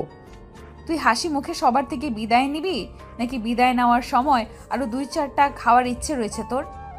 নীল তখন একদম নিরুপায়, তার কিছু বলার বা করার কোনোটাই নেই। বাধ্য হয়ে সবার থেকে বিদায় নিয়ে সে নীলাকে নিয়ে বাসা থেকে বের হয়। কোথায় যাবে কিছুই জানে না, গাড়িতে চুপচাপ বসে আছে। নীলা গাড়ি ড্রাইভ করছিল, তখনই হঠাৎ নীলা বলে, কি রে, এইভাবে চুপচাপ বসে আছিস কেন? আমার সঙ্গে কিছু গল্প কর। আমার কি একা একা বসে থাকতে ভালো লাগছে নাকি? তুমি কেন করলে আমার সঙ্গে এরকমটা? আমি তো কখনো তোমার কোনো ক্ষতি করিনি। তুমি যদি সম্পত্তি চাও তাহলে আমি আমার ভাগের সমস্ত সম্পত্তি তোমায় দিয়ে দেব, কিন্তু তার বিনিময়ে তুমি আমায় মুক্তি দাও। কেন, তোর বাবার চাইতে আমার বাবার কি সম্পত্তি কম আছে নাকি, যে সম্পত্তির জন্য তোমার সঙ্গে আমাকে এইসব করতে হবে? তাহলে তুমি কেন করছো আমার সঙ্গে এরকম? কেন আমার জীবনটাকে নরকে পরিণত করে দিচ্ছ? কারণ তোকে আমি চাই। এখন এইসব প্যাচাল বাদ দিয়ে একটু রোমান্টিক হয়ে কথা বলতো আমার সঙ্গে। এসব আনরোমান্টিকতা আমার একদমই ভালো লাগছে না। আর আমার একটু কাছে এসে বস না। কিন্তু নীলা এইসব কথা শুনে নীলের একদমই ভালো লাগছে না, কারণ সে নিশিকে সত্যিই ভালোবেসে ফেলেছিল। সে নিশিকে নিজের করে পেতে চাইতো, কিন্তু এভাবে নীলার জন্য তার ভালোবাসাকে হারাতে হবে সেটা সে ভাবতে পারেনি। তাই সে চুপচাপ হয়েই বসে আছে। কিরে, তুই এখনো ওখানে বসে আছিস কেন? আমি তোকে কি বললাম? আমি এখানেই ঠিক আছি। তুমি গাড়ি চালাও না, পাশে গিয়ে বসলে তোমার গাড়ি চালাতে সমস্যা হবে, তারপর অ্যাক্সিডেন্ট হতে পারে। আমি কি কাঁচা ড্রাইভার নাকি যে গাড়ি চালাতে সমস্যা হবে? তুই আমার পাশে এসে বস না। কিন্তু নীল সেটা করলো না। আর তখনই হঠাৎ তার মনে একটা প্রশ্নের উদয় হলো, তারা যাচ্ছে কোথায়? নীলা তো এই বিষয়ে তাকে কিছুই বলেনি, তাই সে নীলাকে প্রশ্ন করে, আমরা কোথায় যাচ্ছি? তোর কোথায় যাওয়ার ইচ্ছে, পাহাড় নাকি সমুদ্র? নিশির কাছে। আর যদি একবারও আমার সামনে এই নাম উচ্চারণ করেছিস তাহলে কিন্তু তোকে এখানেই মেরে পুঁতে ফেলে রাখবো, বলে দিলাম। এই নামটা আমি জাস্ট সহ্য করতে পারি না। এই নামটাকে তোর জীবন থেকে মুছে দেওয়ার জন্য আমি এত কিছু করছি, আর তারপরেও তুই বারবার এই এক কথাই বলছিস। Yes, I still love she. তোর ভালোবাসার খেতায় আগুন। চুপচাপ এখানে বসে থাক, এটা রাস্তা। আমি আশা করব তুই এখানে এমন কিছু করবি না যাতে আমি উদ্ধত হতে বাধ্য হই। তখন নীলার কোনো কথা না বলে চুপচাপ গাড়িতে বসে রইল। তাদের গাড়িটা চলতে শুরু করলো। নীল তার 2 চোখ বন্ধ করে রয়েছে, কারণ তার প্রকৃতি দেখার ইচ্ছেটাই মরে গেছে। চোখ বন্ধ করে রাখতে রাখতে হয়তো সে ঘুমিয়েই গেছিল। আর এদিকে নীলা একা একা বোরিং ফিল করছিল, তাই সে নীলকে হাতে ধাক্কা দিয়ে ডাক দেয়, কিরে, আর কত ঘুমাবি? এবার তো চোখ খুল। তুমি তোমার মতো করে গাড়ি চালাও না, আমাকে বিরক্ত করছো কেন? আমার এসব ভালো লাগছে না জাস্ট। কথাটা বলি নীল আর একটু সরে গিয়ে তার মতো করে চোখ বন্ধ করে রাখতে চাইছিল, কিন্তু নীলা তাকে সেটা করার সুযোগ না দিয়ে গাড়িতে থাকা পানির বোতলের মুখটা খুলে সোজা 1 বোতল পানি নীলের মুখের দিকে ছুঁড়ে দিল। তখনই নীল চোখ খুলে বলতে থাকে, আমি কোনোভাবেই বুঝতে পারছি না এগুলো কোন ধরনের ইয়ার্কি। তুমি কেন এত জ্বালাচ্ছ আমায়? আমাকে কেন একটু শান্তিতে থাকতে দিচ্ছ না? আমি কি ক্ষতি করেছি তোমার? মুখটা বন্ধ করবি তুই? দুপুর গড়িয়ে বিকেল হতে চললো, পেটে ক্ষুধা লেগেছে, রেস্টুরেন্টের সামনেই আছে, খেতে হবে। তুমি খেয়ে এসো, আমার খাওয়ার ইচ্ছে নেই। আমি সকালে যা খেয়েছি এখনো সেগুলি পেটে রয়ে গেছে, তাই আমার আর খেতে হবে না। নীলা তখন বুঝতে পারে এভাবে বলে কাজ হবে না, তাই সে রেস্টুরেন্টের সামনে গাড়িটা থামায় এবং রেস্টুরেন্ট থেকে তাদের খাবার প্রয়োজনীয় সামগ্রীগুলো পার্সেল করে নেয়। তারপর আবার গাড়িতে উঠে গাড়ি স্টার্ট করে। সেটা দেখে নীল বলে, কি ব্যাপার? তুমি না বললে তোমার ক্ষুধা পেয়েছে, তাহলে না খেয়ে চলে আসলে কেন? খাবার ইচ্ছা হয়নি তাই খাইনি। আমি না খেয়ে থাকলে তোর তো কোনো সমস্যা নেই, তাহলে তুই জিজ্ঞাসা করছিস কেন? তুই তোর মতন করে থাক না। হ্যাঁ, সেটাই ভালো। তুমি খাও বা না খাও তাতে আমার কি, আর আমি কেনই বা জিজ্ঞাসা করছি? তারপর নীলার কোনো কথা না বলে চুপচাপ বসে আছে। প্রায় 20 মিনিট পর নীলা একটা নির্জন জায়গায় দেখে গাড়িটা দাঁড় করালো, আর সেটা দেখে নীল বলতে লাগলো, কি ব্যাপার? কি হয়েছে? তুমি এখানে আবার গাড়ি দাঁড় করালে কেন? নীলের কথার কোনো উত্তর না দিয়ে নীলা খাবারের প্যাকেট বের করলো এবং খাবারটা মাখাতে শুরু করে। সে এক লোকমা খাবার নীলের মুখের দিকে তুলে ধরে বলে, এই নে, আর রাগ করিস না, খাবারটা খেয়ে নে। বললাম তো আমার খাবার খাওয়ার কোনো ইচ্ছে নেই, আমি খাবো না। তোমার খাবার ইচ্ছা থাকলে খেয়ে নাও। তুই প্লিজ এইভাবে আমার সঙ্গে রাগ করে থাকিস না। তুই যদি এইভাবে আমার সঙ্গে রাগারাগি করিস তাহলে আমি এটা সহ্য করতে পারবো না। তুমি তো আমার জীবন থেকে সব সুখ কেড়ে নিয়েছো, তাহলে আর কি চাও? এখন আর কেন আমি তোমার সাথে সঙ্গে ভালো ব্যবহার করতে যাব সেটা বলতে পারো? তুই খাবারটা খাবি নাকি সেটা বল। কথাটা বলে নীলা নীলের মুখটা চেপে ধরে মুখের ভিতর খাবারটা পুড়ে দেয়। তখন নীলার কোনো কথা না বলে চুপচাপ খাবারটা চিবিয়ে খেতে থাকে। এভাবে দুজনের খাওয়া দাওয়া শেষ হয়। তারপর নীলা আবার গাড়ি চালাতে শুরু করে। তখন নীলা আবার বলে, তুমি এবার তোমাকে এটা বলো যে আমরা কোথায় যাচ্ছি। আমার নানা বাড়িতে যাচ্ছি, মানে সুসং দুর্গাপুর। এখনো বসন্তকাল, এখন তো বসন্তকাল, এখন ওখানে অনেক ঘোরাঘুরি করা যাবে। ওখানে তো কখনো যাসনি তাই জানিস না। আমার নানা বাড়ির পাশে অনেক সুন্দর সুন্দর পাহাড়, আর ওই যে সোমেশ্বরী নদীর নাম শুনেছিস তো, ওটা রয়েছে। তোকে আরেক কথা বলার ছিল, আমার নানুর বাড়ি কিন্তু সোমেশ্বরী নদীর একদম কাছেই। নীলা কোনো রিসোর্ট বা হোটেলে যাচ্ছে না। সেটা শুনে মনে মনে একটু খুশি হয়, কারণ আর যেই হোক নানার বাড়িতে গিয়ে নীলা হয়তো এসব পাগলামো মার্কা কর্মকাণ্ড করতে পারবে না। তাই সে চুপচাপ বসে আছে। এভাবে দেখতে দেখতে বিকেল প্রায় হয়ে গেল। সুসং দুর্গাপুর এসে পৌঁছতে নীলার নানুর বাড়িটা গ্রামের সাইডে ছিল, আর নীলের বরাবর গ্রাম অনেক পছন্দের জায়গা। যদিও গ্রামে তাদের তেমন কোনো আত্মীয় স্বজন নেই, তাই কখনো ওভাবে গ্রামে যাওয়া হয়ে ওঠে না। এই কি রে, এইভাবে ধ্যানমগ্ন হয়ে বসে বসে কি ভাবছিস? ওই যে সামনেই আমার নানা বাড়ি দেখা যাচ্ছে। কই না তো, কিছুই ভাবছিলাম না। যাই হোক, অবশেষে রাস্তা শেষ হতে চলেছে সেটা জেনে খুব খুশি হলাম। কেন, এতক্ষণ কি তুই আমার সঙ্গে বসে থাকতে বোরিং ফিল করছিলি নাকি? যদিও এই কথাটা একদমই সত্য যে নীল তার সাথে বসে থাকতে খুবই বোরিং ফিল করছিল, কিন্তু এই কথাটা কোনোভাবেই মুখে প্রকাশ করা যাবে না। কারণ এই কথাটা হয়তো এখন মুখে প্রকাশ করলেই নীলা অনেকটা ক্ষেপে যাবে, আর ক্ষেপে গিয়ে সে যা ইচ্ছে তাই করে ফেলতে পারে। তাই নীল কথাটাকে ঘুরিয়ে দিয়ে বলল, আর না, সেরকম কোনো বিষয় নেই। আসলে তুমি তো জানোই যে আমি জার্নি করতে একদমই পছন্দ করি না, তাই আর কি। যাই হোক, দেখতে দেখতে নীলার নানার বাড়ির সামনে এসে গাড়িটা দাঁড়ালো। গ্রামের বাড়ি কিন্তু দেখতে বেশ ঝাঁকঝমকপূর্ণ, বেশ সুন্দর করে পরিপাটি সাজানো গোছানো। দেখলে কেউ বলতেই পারবে না এটা গ্রামের বাড়ি। বাড়ির সামনে দাঁড়াতেই বেশ কিছু ছোট ছোট বাচ্চারা এসে দৌড়ে নীলা আপুকে জড়িয়ে ধরে আর বিভিন্ন কথা বলতে থাকে। আর এদিকে দেখতে দেখতেই নীলা আপুর নানু সেখানে এসে উপস্থিত হয়। তখন নীল ওনাকে সালাম দেয়, কারণ নীল ওনাকে এর আগেও অনেকবার দেখেছেন, তাই ওনাকে দেখে চিনে ফেলেছেন। আসসালামু আলাইকুম নানু, কেমন আছেন? ওয়ালাইকুম আসসালাম ভাই, আলহামদুলিল্লাহ ভালো আছি। তোমার শরীরের কি অবস্থা? আর নীলার কাছে শুনছি তুমি আজ আমাদের এখানে আসছো, সেটা শোনার পর থেকেই আমি তোমাদের জন্য অপেক্ষা করছি। তখন নীল একটু দুষ্টুমি হাসি হেসে বলে, কেন নানা ভাই বাড়িতে নেই নাকি? নানা ভাই এখন আর আগের মতো তোমার খেয়াল রাখতে পারছে না? দূর, এসব ছাড়ো। আসলে তুমি তো খুব ভালো করেই জানো আমার একটা মাত্র মেয়ে, আর তার একটা মাত্র মেয়ে সন্তান। আমার কোনো নাতি নেই, তাই তোমাকে আমি আমার নিজের নাতির মতো স্নেহ করি। আই অ্যাম সো সরি মহারানী, ভুল হয়ে গেছে, আমাকে ক্ষমা করে দেন। আর কখনো এভাবে বলবো না। কথাটা বলতে বলতে সেই নানুকে জড়িয়ে ধরে ভিতরে চলে যায়। আর এদিকে নীলা বাচ্চাদের সঙ্গে কথা বলে তারপর ভিতরে আসে। আর আসতে না আসতেই তার নানু তাকে বলে, নীলা, এবার কিন্তু নিলয়কে নিয়ে অনেক দিন থাকতে হবে আমাদের বাড়িতে। সে আর তোমাকে বলতে হবে না, আমি নিজেই প্ল্যান করে এসেছি। এবার অনেক দিন তোমাদের এখানে থাকবো, তাই তোমাকে এই সব কিছু নিয়ে একটুও চিন্তা করতে হবে না। এখন তুমি আমাকে এইটা বলো যে নানা ভাই কবে বাড়িতে আসছেন? তোমার নানা ভাই তো গেলেন এই কয়েকদিন হলো, আসতে দেরি হবে।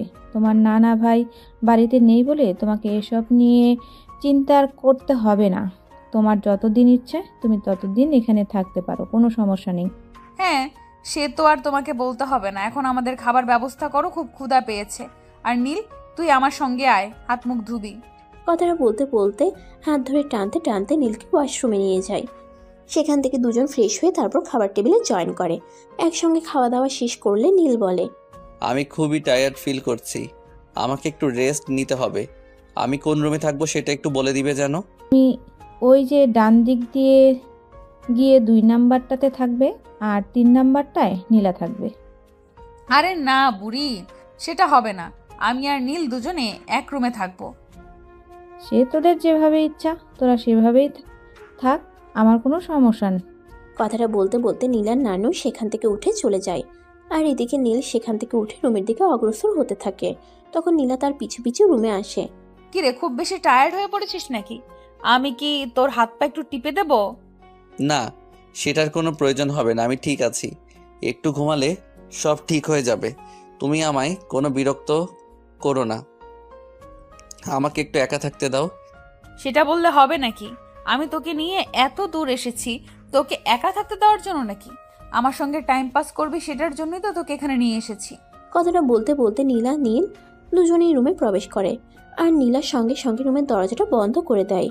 তখনই সেটা দেখে নীল বলতে থাকে, আরে কি ব্যাপার, তুমি এই দিনের বেলা দরজা কেন বন্ধ করছো? আর এটা নানার বাড়ি, এখানে যে কেউ যে কোনো সময় আসতে পারে, লোকে দেখলে কি বলবে বলো তো? এই শোন, একদম এত কথা বলিস না। এটা আমার নানার বাড়ি, এখানে কখন কি হয় না হয় সেখানে সব কিছু তোর চাইতে আমি খুব ভালো করেই জানি।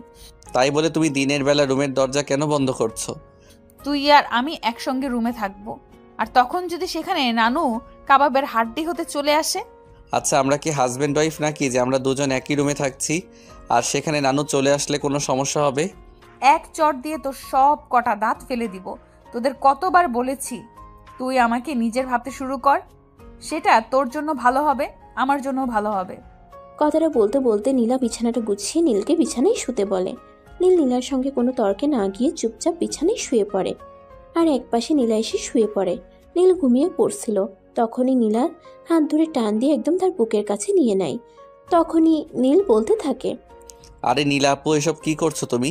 তুমি আমাকে তোমার এত কাছে টেনে নিচ্ছ কেন? তোকে দূরে দূরে রাখার জন্য আমি তোকে এখানে নিয়ে এসেছি নাকি? আমি তো তোকে এখানে নিয়ে এসেছি তোর কাছাকাছি থাকবো বলে।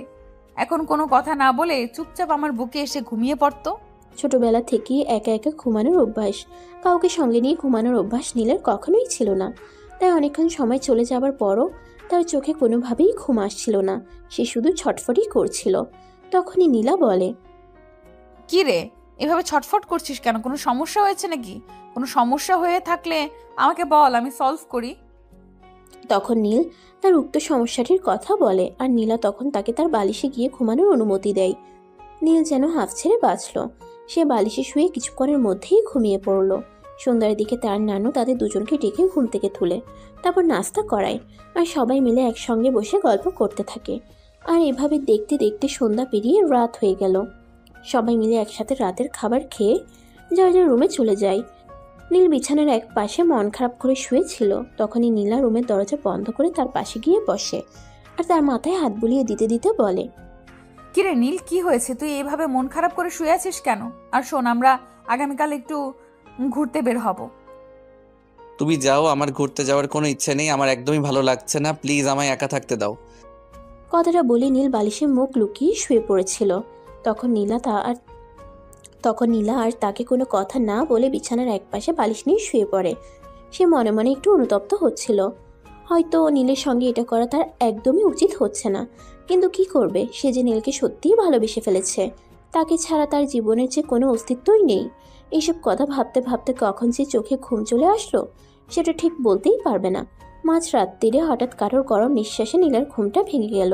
নীলা তখন চোখ খুলে দেখতে পায় নীল তার বুকের উপরে শুয়ে আছে, আর তার একটা হাত নীলার জামার ভিতরে ঢুকে গেছে, যেটা দিয়ে নীল আস্তে আস্তে ওখানে হাত বুলাচ্ছে।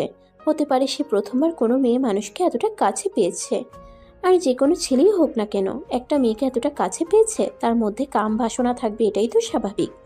নীলা তখন সজাগ থাকলেও ঘুমের ভান করে শুয়ে থাকে, আর এদিকে নীলা আস্তে আস্তে তার সারা বুকে সুন্দর করে হাত বুলাতে থাকে, আর তারপর আস্তে আস্তে নীলার জামাটা খুলে নেয়।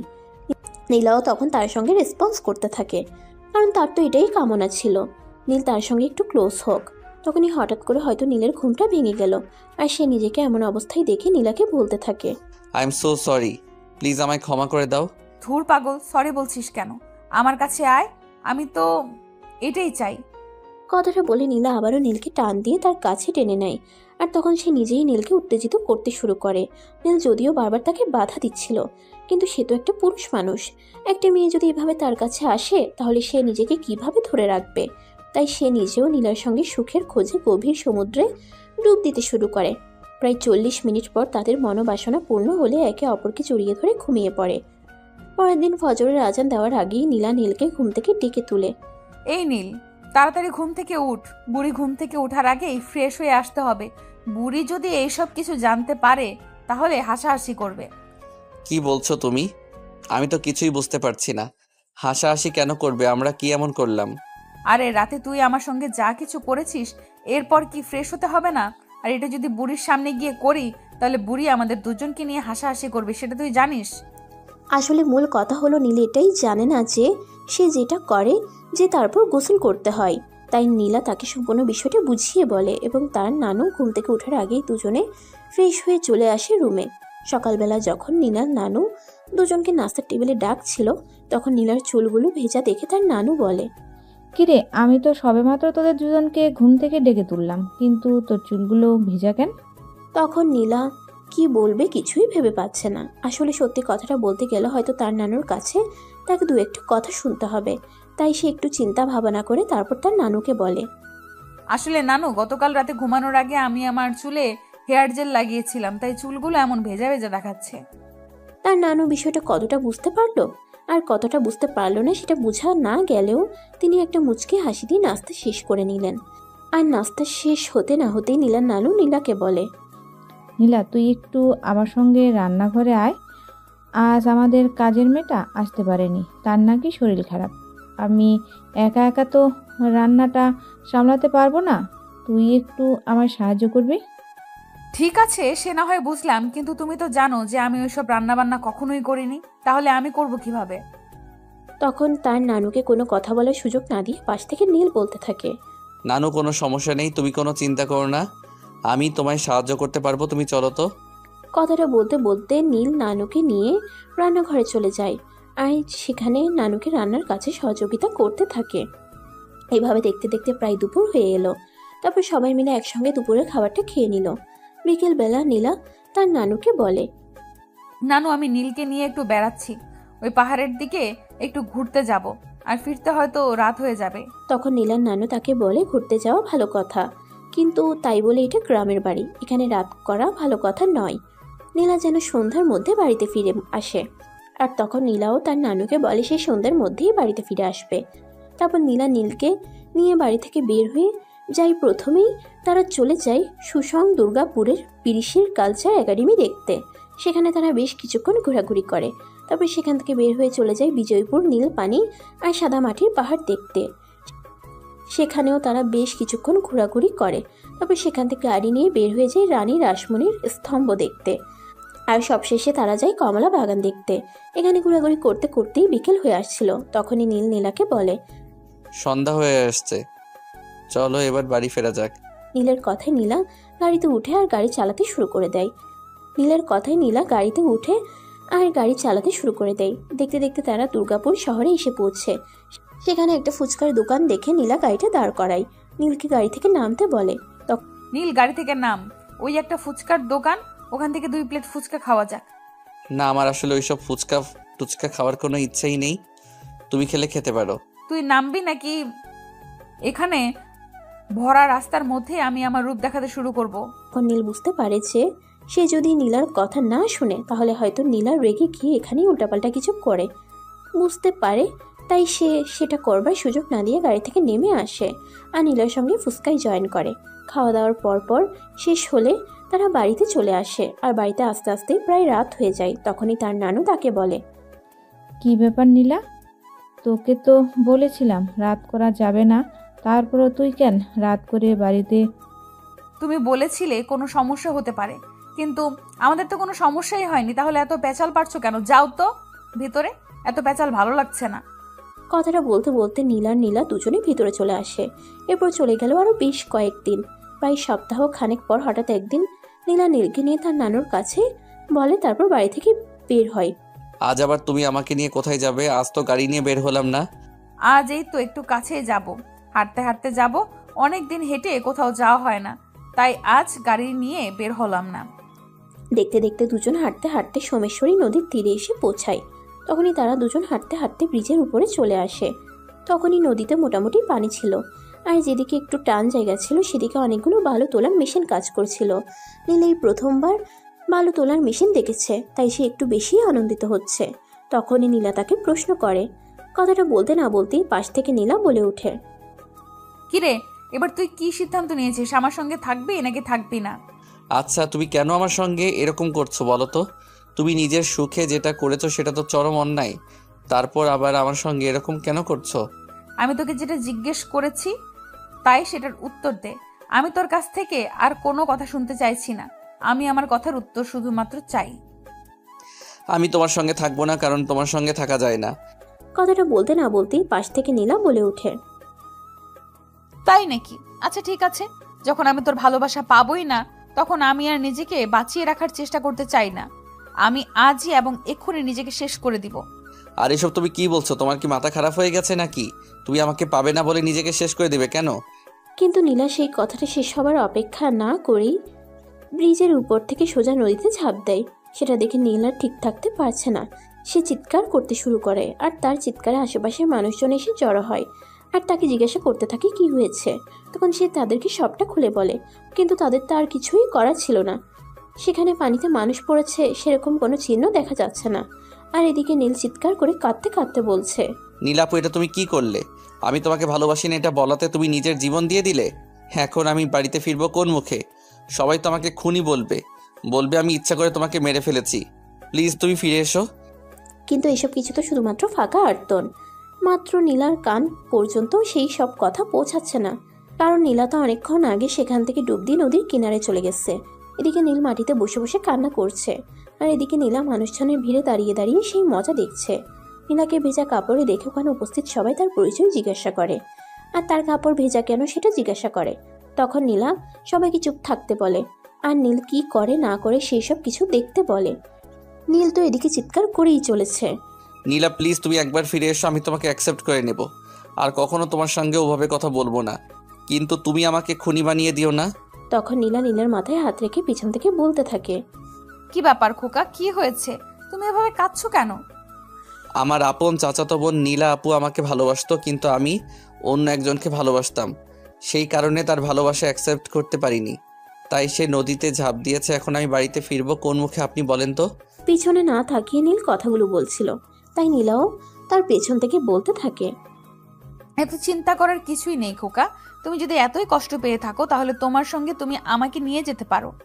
নীল তখনও কান্না করেই চলেছে, কিন্তু এই মেয়েটার এমন কথা শুনে তার মেজাজ একটু খারাপ হয়ে গেছে, তাই সে ধমক দিয়ে বলে, আপনি যাবেন এখান থেকে, আমি আছি আমার জ্বালায়, আর আপনি আসছেন মজা নিতে। আমি তোমার সাথে মজা করব কেন? আমি সিরিয়াসলি তোমার সঙ্গে যাব। তুমি যদি আমাকে নাও তোমার সঙ্গে যেতে আমার কোনো আপত্তি নেই। দেখুন, আমার কিন্তু এমনিতেই মেজাজ অনেক খারাপ হয়ে আছে। আপনি আমার সঙ্গে এসব ফাইজলামো মার্কা কথাবার্তা বলবেন না, দয়া করে এখান থেকে চলে যান। এই কথাটা বলতে বলতেই নীল পিছন ফিরে তাকায়, আর সেখানে নীলাকে দেখতে পেয়ে সে অনেকটা অবাক হয়ে যায়। তখনই সে সবার সামনেই নীলাকে জড়িয়ে ধরে তার কপালে একটা ভালোবাসার পরশ এঁকে দিয়ে বলতে থাকে, তুমি কেন করলে এরকমটা? তুমি জানো না আমি অনেক ভয় পাই। আমি কি করব সেটা তুই আমাকে বল। আমি তো তোকে অনেকবার আমার ভালোবাসার প্রস্তাব মেনে নেওয়ার কথা বলছিলাম, কিন্তু তুই তো কোনোভাবেই আমার ভালোবাসার প্রস্তাব মেনে নিচ্ছিলি না, তাই তো আমাকে এতটুকু নাটক করতে হলো। অতঃপর দুজন দুজনকে নিয়ে বাড়ি চলে আসে। আর বাড়িতে এসে নীলাদ্রি নানুকে সমস্ত ঘটনা খুলে বলে। আর সবকিছু শুনে তার নানু বলে, মিয়া বিবি রাজি তো কি করবে কাজী, কোনো সমস্যা নেই, তোরা দুজনে এখানেই থাক। আমি আগামীকালকেই তোদের বাবা মাকে এখানে আসতে বলছি, তারপর তোদের বিয়েটা মহা ধুমধাম করে সঙ্গে এখানেই হবে। অতঃপর পরের দিনই তাদের বাবা মা সেখানে আসে এবং খুব আনন্দের সঙ্গে তাদের বিয়েটা সুসম্পন্ন হয়। আর আজকে নীল আর নীলার বাসর রাত। তাদের ঘরটা তাদের নানু নিজের হাতে অনেক সুন্দর করে সাজিয়ে দিয়েছে, এমনকি যত নিয়ম রেখে সবকিছু সঠিকভাবেই পালন করা হয়েছে।